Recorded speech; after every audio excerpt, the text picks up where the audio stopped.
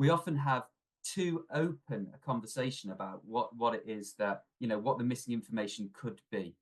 And so sometimes one of the things I've come to is thinking about what is the key piece of information, what's the key understanding children need to have, and just focus their thinking on that aspect of the question.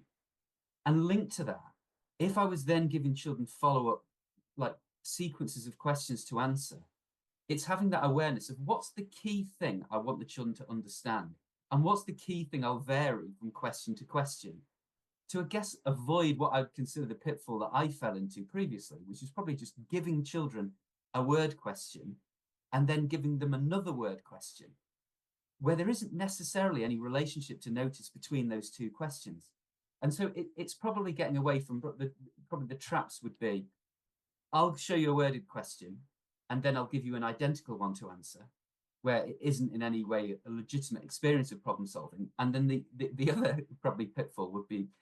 here are two unrelated worded questions, and asking children to answer them, where of course they won't be able to connect those experiences, and it doesn't lead us to